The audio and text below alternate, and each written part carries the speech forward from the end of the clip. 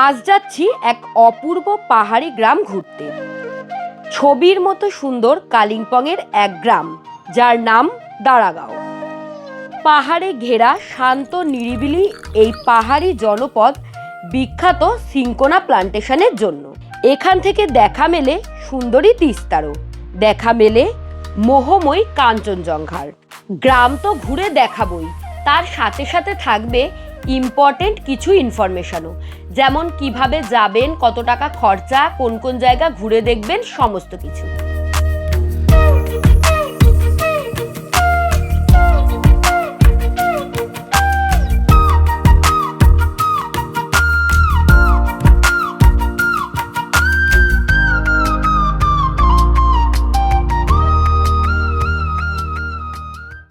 দারাগাঁওয়ের nearest railway station NJP বা Siliguri.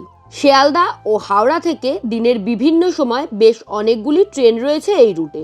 12343 Darjeeling mail এর মধ্যে একটি ভালো অপশান, যা রাত 10:15 নাগাদ শিয়ালদহ স্টেশন থেকে ছেড়ে 9 ঘন্টা 35 মিনিটের জার্নি কভার করে পরদিন সকাল 7:50 নাগাদ এনজেপি পৌঁছে যায়। এই ট্রেনের স্লিপার ক্লাসের ভাড়া 375 টাকা করে জনপ্রতি। এসি 3 টায়ারের ভাড়া 965 টাকা করে জনপ্রতি। এছাড়াও এসি 2 টায়ার ও এসি ফার্স্ট ক্লাসের ব্যবস্থা রয়েছে এই ট্রেনে। এনজেপি বা শিলিগুড়ি থেকে দারাগাঁও পর্যন্ত রিজার্ভ গাড়িতে যেতে খরচা পড়ে 3 থেকে 4 হাজার টাকা মতো। ছোট গাড়ি নিচ্ছেন না বড় গাড়ি নিচ্ছেন, কোন সময়ে যাচ্ছেন তার উপরে ভাড়া ডিপেন্ড করবে। চাইলে এ পথে আপনারা শেয়ার গাড়িতেও যেতে পারেন। শিলিগুড়ি থেকে কালিম্পং পর্যন্ত শেয়ার গাড়ি এবং বাস দুটোরই অপশান পেয়ে যাবেন। শেয়ার গাড়িতে খরচা পড়ে মাথাপিছু 250 থেকে 300 টাকা মতো। কালিম্পং থেকে দারাগাঁও পর্যন্ত শেয়ার গাড়ি পেয়ে যাবেন, তবে এই শেয়ার গাড়ি কিন্তু দিনের নির্দিষ্ট সময়ই চলে। তার জন্য স্ক্রিনে ফোন নাম্বার দিয়ে দিলাম, যোগাযোগ করে নিতে পারেন হোমস্টের ওনারের সাথে। মাথাপিছু খরচা পড়বে 150 থেকে 200 টাকা মতো। এনজিপি থেকে দারাগাঁওয়ের হোমস্টের দূরত্ব প্রায় 84 কিলোমিটার মতো। গাড়িতে সময় লাগবে ওই 4 থেকে 4.5 ঘন্টা। চলে এসেছি আমরা বার্মিক দারাগাঁওয়ে। এবার এই বার্মিক দারাগাঁও জায়গাটা বেশ অনেকটা বড়, আর আমরা এবার যে হোমস্টেটাতে রয়েছি বার্মিক অ্যান্ড বিয়ন্ড, এটা একেবারে বার্মিক যে দারাগাঁও শুরু হচ্ছে তার মুখে। এই দারাগাঁও সিনকোনা প্ল্যান্টেশনের জন্যই বিখ্যাত। এখানে প্রচুর সিনকোনা গাছ দেখতে পাওয়া যায়। আমরা যে হোমস্টেটাতে রয়েছি, হোমস্টেটার কিছু প্লাস পয়েন্ট রয়েছে, যেটা হলো একদম যেখানে আমি দাঁড়িয়ে আছি এটা হচ্ছে একদম রাস্তা, মেন রোড। আপনারা দেখে বুঝতেই পাচ্ছেন এই যে রাস্তাটা। আমরা জাস্ট গাড়ি করে এসে এই জায়গাটাতে নেমেছিলাম। এই হলো পুরো হোমস্টের বাইরেটা। পার্কিংয়ের জন্য বেশ অনেকটা স্পেস রয়েছে, তাই যারা নিজেদের গাড়ি নিয়ে আসবেন ভাবছেন তাদের কোনো প্রবলেম নেই। আর একটা ভীষণ ভালো দিক হচ্ছে এই হোমস্টেটা একদম রোড লেভেলে, না সিঁড়ি দিয়ে উঠতে হবে না সিঁড়ি দিয়ে নামতে হবে। এই যে এখান থেকে আমাদের রুমটা রয়েছে, এদিকেও ওনাদের একটা রুম রয়েছে আমি দেখতে পাচ্ছি। এটা তো একদমই রাস্তার ওপরে, নন ভিউ রুম, তবে ভীষণই সুন্দর, একদম রাস্তার ওপরে। যারা বয়স্ক কোনো মানুষকে নিয়ে আসার প্ল্যানিং করছেন, এবং এরকম কোয়ারি আমাদের কাছে হামেশাই এসে থাকে যে বয়স্ক মানুষকে নিয়ে যাব, সিঁড়ি দিয়ে যাতে ওঠানামা করতে না হয়। পাহাড়ে এরকম অপশান খুবই কম থাকে, এবং সেই কম অপশানের মধ্যে এটা একটা। এটা হলো একটা লবি টাইপের। এই লবিটা দিয়ে যেতে যেতেই ভিউও পাবেন আর রুমসও পাবেন। আসুন। আচ্ছা, পাওয়ার ব্যাকআপের ব্যবস্থা রয়েছে এখানে দেখতে পাচ্ছি। এখানে ফায়ার এক্সটিংগুইশারেরও ব্যবস্থা আছে। এই যে দেখতেই পাচ্ছেন এই জায়গাটা দিয়ে পুরো ভিউ শুরু হচ্ছে। এখান থেকে পুরোটা খোলা, এখান থেকে একটা দারুণ ভিউ রয়েছে। এইদিকে রুম শুরু হচ্ছে। রুমগুলো সব জায়গারই মোটামুটি সেম, ভিউগুলো একটু আলাদা আলাদা আর কি। এবার আপনাদেরকে দেখাবো আমাদের রুমটা। আমরা সোজা চলে যাই। এখানে পরপর সব রুম আছে। এই জায়গাটা অনেকটা জায়গা রয়েছে, এখানে ওই চেয়ার টেবিল পেতে খাওয়া দাওয়া করাই যায় আর কি। এই যে খোলা জায়গাটা দেখতে পাচ্ছেন, এখান থেকেই আসল ভিউ, মানে এখানে এই কাঞ্চনদাকে দেখতে পারবেন আপনারা। এছাড়া তিস্তা আর রঙ্গিত নদীর মিলনস্থল এখান থেকে দেখতে পাওয়া যায়। যদিও এখন তো মেঘ রয়েছে, আমরা একটু পরে ওনাদের একটা দারুণ সুন্দর ছাদ রয়েছে, সেখান থেকে আমাদের উড়ান খাটোলাটাকে ওড়াবো এবং আপনাদেরকে যতটা ভালো ক্লিয়ার ভিউ দেখানো যায় দেখানোর চেষ্টা করব।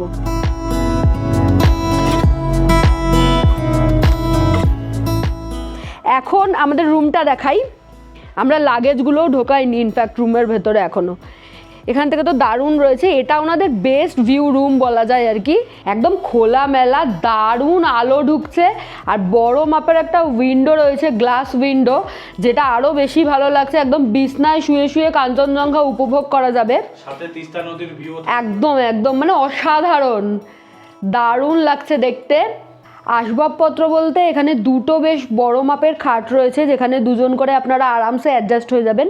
মানে একটা রুমে 4 জন একদম কমফর্টেবলি থাকতে পারবেন, কোনো অসুবিধা হবে না। আর বেসিক প্রয়োজনীয় জিনিসপত্র যেগুলো থাকে, ব্ল্যাঙ্কেট, পিলো, এগুলো তো রয়েইছে। ওনারা দেখলাম এখানে একটা টাওয়াল দিয়েছে, আর ওয়াশরুমটা আমি আগেই ঘুরেছি, ওয়াশরুমে কিন্তু সাবান দেওয়া রয়েছে। দুটো খাটের মাঝখানে একটা টেবিল রয়েছে, বেডসাইড টেবিল, এবং এখানে প্লাগ পয়েন্টের ব্যবস্থা করা রয়েছে। আর যে জিনিসটা আমার ভালো লাগলো সেটা হলো এই যে খাটের হেডবোর্ডগুলো, এগুলোও আপনারা জিনিসপত্র রাখার জন্য ইউজ করতে পারবেন, মানে স্পেশালি ফোন টোন চার্জে দিলে এখানে রাখতে পারবেন। আর আসবাবপত্র বলতে একটা মিরর রয়েছে, যেটা ছাড়া একটা ঘরকে ঘর বলতে পারি না আমি অন্তত। অ্যাটাচ ওয়াশরুম রয়েছে রুমের সাথেই, এবং ওয়াশরুমটা বেশ পরিষ্কার পরিচ্ছন্ন এবং বড় মাপের, মডার্ন অ্যামিনিটিস সমস্ত কিছুই রয়েছে উইথ গিজার। খেতে চলে এসেছি, ডাইনিংটা জাস্ট একটা ফ্লোর নিচেই, কিচেন এবং ডাইনিং একই সাথে রয়েছে। এবার যদি কারোর মনে হয় যে নিচ পর্যন্ত আসতে পারছেন না শারীরিক অসুস্থতার কারণে, সেক্ষেত্রে ওপরে বললেও ওনারা প্রোভাইড করে দেবে আশা করা যায়। এই হলো লাঞ্চের মেনু, অনেক কিছু রয়েছে, এবং পাহাড়ে এসে গোল গোল চাকা চাকা বেগুন ভাজা, এটা একটু আনএক্সপেক্টেডই বটে। কী কী রয়েছে মেনুতে দেখাই। রয়েছে গরম গরম ভাত, ডাল, বাঁধাকপি, পাঁপড় ভাজা, এখানে রয়েছে রাই শাক, স্যালাড রয়েছে, আলু ভাজা, বেগুন ভাজা আর ডিম। দুপুরে জেনারেলি ডিমই সার্ভ করা হয়, সমস্ত হোমস্টেতেই দেওয়া হয়, এবং রাতে চিকেন, এটা তো অনেকেই জানেন এতদিনে আর কি। তো চলুন লাঞ্চটা করে নিই। খেতে খেতে এমন মশগুল হয়ে গেছি যে আমাকে ভয়েস দিতে হবে, মানে শেয়ার করতে হবে আপনাদের সাথে খাবারটা কীরকম সেটাই ভুলে গেছি। খাবার প্রচণ্ড টেস্টি, একদম বাঙালি স্বাদের খাবার দাবার, এবং তার পুরো ক্রেডিটটাই যায় এখানে মানে স্টাফদেরকে আর কি, তারা এরকম সুন্দর খাবার দাবার বানিয়েছে।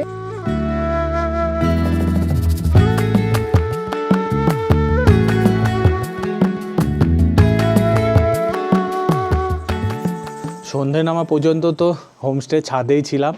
চারিদিকটা খুব সুন্দর দেখতে লাগছে, চারিদিকে আলো জ্বলে উঠেছে। ছাদেই দিতে বলেছিলাম ইভিনিং স্ন্যাক্স, তবে প্রচণ্ড ঠান্ডা, এখন প্রায় 12 ডিগ্রি মতো, এই যে দেখতে পাচ্ছেন, তাই নিচে নেমে চলে এসেছি। ইভিনিং স্ন্যাক্সে দিয়েছে হচ্ছে গরম গরম চা, আর দিয়ে গেছে ভেজ পকোড়া। পাহাড়ের বুকে ঝুপ করে সন্ধে নেমে যায়, আপনারা সবাই জানেন। আর সন্ধে নামার সাথে সাথে টেম্পারেচারটাও একদম ঝুপ করে নেমে যায়। ভালো ঠান্ডা রয়েছে এখানে, বেশ ভালো ঠান্ডা রয়েছে। ওনাদের ছাদটা ভীষণ সুন্দর সাজানো, একদম চারিদিকে লাইট দিয়ে, এলইডি লাইট দিয়ে সাজানো, আর মাঝখানে এই বসার জায়গাটা। যারা আপনারা গ্রুপে আসছেন তারা এই জায়গাটাতেই এনজয় করতে পারেন। আমি ওনাদের সাথে কথা বললাম, ওনারা বললো যে এখানে বারবিকিউয়ের ব্যবস্থা ওনারা করে দেবে আস্তে আস্তে আর কি। যেহেতু এটা নতুন, তাই অনেক কাজই এখনও আন্ডার কনস্ট্রাকশন রয়েছে, হচ্ছে, ওনারা ব্যবস্থা করছে। ফোন নাম্বার তো স্ক্রিনে দেওয়াই রইলো, যে কোনো প্রয়োজনে আপনারা যোগাযোগ করতে পারেন ওনাদের সাথে। এখান থেকে না দূরের ওই পাহাড়ে সব মিটমিট করে জ্বলতে থাকা আলোগুলো দেখতে পাওয়া যাচ্ছে।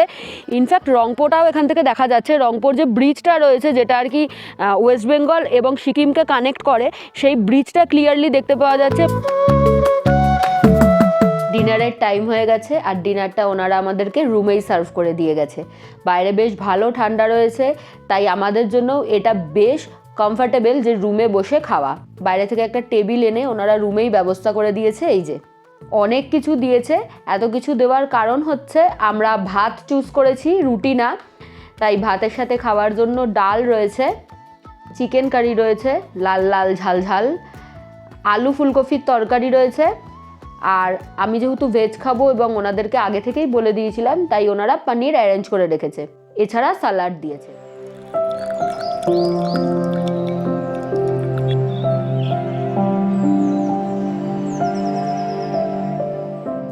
ছাদে ব্রেকফাস্ট করতে এসেছি, ব্রেকফাস্টটা এখানেই করব ভেবেছিলাম। এবার ব্রেকফাস্টে অনেক কিছু অপশানে থাকে, আমরা ম্যাগি নিয়েছি আজকে। আর ছাদে আসার পরেই দেখছি হালকা হালকা কাঞ্চনদাকে দেখতে পাওয়া যাচ্ছে এইখানটাতে। যদিও পুরোটাই বেশ ফগি, তবু খালি চোখে ভালোই দেখা যাচ্ছে, ক্যামেরায় কতটা দেখা যাবে আমি জানি না। ওভারঅল ভীষণ ভালো লাগছে।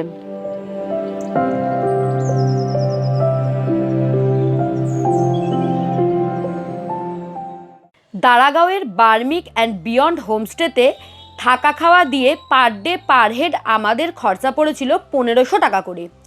বিভিন্ন রুমের বিভিন্ন রকম ভাড়া হয় এবং সিজন অনুযায়ীও ভাড়ার হেরফের হয়, তাই স্ক্রিনে দেওয়া নাম্বারে যোগাযোগ করে নেবেন বুকিংয়ের আগে। আমরা রেডি হয়ে বেরিয়ে পড়েছি। আমরা আমাদের হোমস্টে থেকে এখন চেক আউট করছি। চেক আউট করে যাব আমরা জলসা বাংলোতে। চলুন, এই যে গাড়ি আমাদের চলে এসেছে। আজকে আমরা কালিম্পংয়ের লোকাল সাইট সিনটা ঘুরে দেখব। আমাদের হোমস্টে থেকে জলসা বাংলোর দূরত্ব একদমই সামনে, ওই গাড়িতে সময় লাগবে 8 থেকে 10 মিনিট মতো। কালিম্পংয়ের লোকাল সাইট সিন করার জন্য রিজার্ভ গাড়িতে খরচা পড়ে 2,500 থেকে 3,500 টাকা মতো। সিজন অনুযায়ী ভাড়ার সামান্য হেরফের হতে পারে। আমরা চলে এসেছি জলসা বাংলোর সামনে। এখানে টিকিট কাউন্টার আছে, টিকিট কেটেও নিয়েছি। পার হেড 25 টাকা করে নিল। চলুন একটু ভেতরের দিকে হেঁটে হেঁটে যেতে হবে। এই যে এটা হলো এন্ট্রান্স। এখান থেকে একটা সুন্দর রাস্তা আছে, এই সুন্দর রাস্তা দিয়ে আপনারা হেঁটে হেঁটে যেতে পারবেন। আর এখানে প্রচুর পুরনো পুরনো গাছ আছে, মানে অনেক বছর আগেকার গাছ। জলসা বাংলো মেনলি সিনকোনা প্ল্যান্টেশনের জন্য বিখ্যাত। এই যে দেখতে পাচ্ছেন, এগুলো সব সিনকোনা গাছ।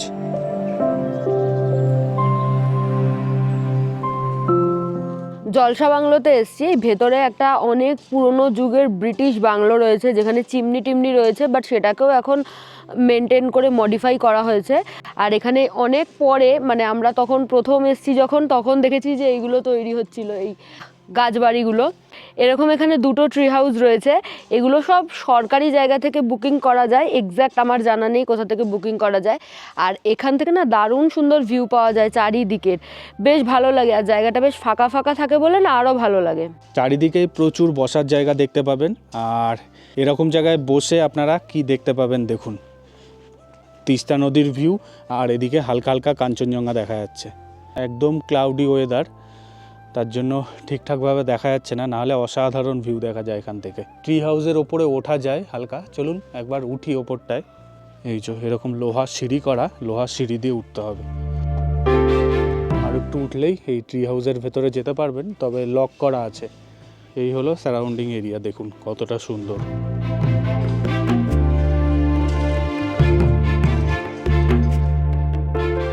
জলসা বাংলো ঘুরে এখন আসলাম তিস্তা ভিউ পয়েন্টের সামনে। দেখুন জায়গাটা কতটা সুন্দর। তিস্তা ভিউ পয়েন্ট ঘুরে এখন আসলাম শিব মন্দিরের সামনে। গাড়িটা আমাদের এখানে নামিয়ে দিল। এখন বেশ খানিকটা সিঁড়ি ভেঙে ওপরে উঠতে হবে। ওপরটায় চলে আসলাম। নিচটা থেকে ওই মোটামুটি 3 থেকে 4 মিনিট মতো সময় লাগলো। এখানে জুতো খুলে ভেতরে প্রবেশ করতে হবে। ফ্লোরগুলো বীভৎস ঠান্ডা। প্রথমে ঢুকেই একটা গণেশ ঠাকুরের মন্দির দেখতে পাবেন। এখানে যজ্ঞও হয়, যে দেখতে পাচ্ছেন। আর এই হলো মূল মন্দির। মন্দিরের ভেতরে ফটোগ্রাফি একদমই বারণ, ফটো ভিডিও কিছুই তুলতে পারবেন না। ভেতরে গিয়ে দর্শন করে আসলাম, খুব ভালো লাগলো। ভেতরে শিবলিঙ্গ আছে আর চারিদিকের পরিবেশটাও খুব সুন্দর। এই মন্দিরটার নাম হচ্ছে বার্মিক মহাদেব ধাম। এই শিব মন্দিরটা আমাদের হোমস্টে থেকে খুব একটা দূরে না, আপনারা চাইলে বিকালবেলার দিকে পায়ে হেঁটে চলে আসতে পারেন এই মন্দিরটার সামনে। আর এই যেখানে কার পার্কিং এরিয়া আছে, সেখানে আপনারা ডালার দোকানও দেখতে পাবেন, চাইলে ডালা কিনে নিয়ে ওপরে পুজোও দিয়ে নিতে পারেন। চলুন এখন আবার নেক্সট স্পটের দিকে যাওয়া যাক। আমরা এবার কিছু সিলেক্টিভ জায়গা ঘুরে দেখেছিলাম, তবে আপনারা শিব মন্দির ঘুরে ফেরার পথে রামধুরা ভিউ পয়েন্ট, এছাড়া কালিম্পংয়ের বিভিন্ন সাইট সিন যেমন দুর্গা মন্দির, হনুমান মন্দির ও ডেলো পার্ক ঘুরে দেখতে পারেন। এছাড়াও এখান থেকে আপনারা লাভা, লোলেগাঁও বিভিন্ন জায়গা ঘুরে দেখতে পারেন। দারাগাঁও এমন একটি জায়গায় অবস্থিত যেখান থেকে বিভিন্ন দিকের সাইট সিনই আপনারা খুব সহজে করে নিতে পারবেন। এছাড়া এখান থেকে ইস্ট সিকিম মানে সিল্ক রুটও ভীষণই কাছে অবস্থিত। মর্গান হাউসের সামনে দাঁড়িয়ে আছি। এখানে না 2টো জিনিস দেখার আছে। একটা হলো মর্গান হাউস, যেটা ওয়েস্ট বেঙ্গল ট্যুরিজম ডিপার্টমেন্টের আন্ডারে রয়েছে এবং সেখান থেকে আপনারা বুকিং করতে পারবেন। বিভিন্ন রকম গল্প রয়েছে যে এটা হন্টেড প্লেস, বাট এটা হন্টেড নয়। যাই হোক, আর এর ঠিক অপোজিটেই একটা গলফ কোর্স রয়েছে যেটা ডিফেন্স এরিয়া। দুটোর একটাতেও ঢোকা যায় না, কিন্তু তবু কালিম্পংয়ের লোকাল সাইট সিনের মধ্যে এগুলো দেখায়। সামনেই না একটা আর্মিদের ক্যান্টিন আছে, তবে এখন দেখছি বন্ধ। আমরা একবার খাবার ট্রাই করেছিলাম, খুব একটা ভালো লাগেনি। দূরবীন মনাস্ট্রির সামনে এসেছি, এখান থেকে দারুণ ভিউ পাওয়া যায়, ভেতর থেকেও ভিউটা দারুণ লাগে। চলুন দেখাই আপনাদের। দূরবীন মনাস্ট্রিতে অনেকবার আসা, তবে মনাস্ট্রির ভেতরে ঢোকা হয়নি কোনোদিনও, কারণ যতবার আমরা এসেছি প্রত্যেকবারই বন্ধ পেয়েছি। এবারে খোলা পেলাম, ভেতরটায় ঘুরে আসলাম, খুব সুন্দর। কালিম্পং যাওয়ার সবচেয়ে ভালো সময় হচ্ছে মার্চ থেকে মে মাস পর্যন্ত এবং অক্টোবর থেকে নভেম্বর মাস পর্যন্ত। এছাড়াও বছরের বিভিন্ন সময়ে আপনারা কালিম্পং ভিজিট করতে পারেন, কারণ পাহাড় এক একটা ঋতুতে এক এক রকম দেখতে লাগে। এই যে দেখতে পাচ্ছেন, এগুলো পুরোটাই না আর্মি প্রোটেক্টেড এরিয়া, আর এখান থেকে অসাধারণ ভিউ দেখা যায়। তবে ওয়েদারের অবস্থা যে খুব খারাপ। এখন আসলাম পাইন ভিউ নার্সারির সামনে, চলুন। এর ভেতরে একটা ক্যাকটাস গার্ডেন আছে। এই যে এখানে সমস্ত ডিটেলস লেখা আছে। ভিজিটিং আওয়ার হচ্ছে সামারে 8:30 থেকে 4:30 পর্যন্ত, উইন্টারে হচ্ছে 8:30 থেকে 4 পর্যন্ত, আর সানডে ক্লোজ। এন্ট্রি ফি হচ্ছে 20 টাকা আর কার পার্কিং চার্জেস 30 টাকা, টোটাল 50 টাকা লাগলো। এই হলো ক্যাকটাস গার্ডেন, দেখুন। এটা একটা অদ্ভুত জায়গা, আর ভেতরের ওয়েদারটা সবসময় গরম থাকে, যেহেতু ক্যাকটাস গরমের জায়গায় হয় মেনলি, মানে মরুভূমিতে হয়, তার জন্য ভেতরের ওয়েদারটাকে পুরো গরম রাখা হয়। দেখুন কি অদ্ভুত না? এই যে ক্যাকটাস গাছগুলো দেখুন, কি বিভৎস টাইপের সব দেখতে। এই পাইন ভিউ নার্সারির ভেতরে আসলে আপনাদের মনে হবে যে আপনারা একটা অন্য জগতে পৌঁছে গেছেন। এই পাইন ভিউ নার্সারিতে কারা কারা ভিজিট করেছেন অবশ্যই কমেন্ট করে জানাবেন। এটা দেখুন, এরকম ঢোলের মতো ক্যাকটাস গাছ।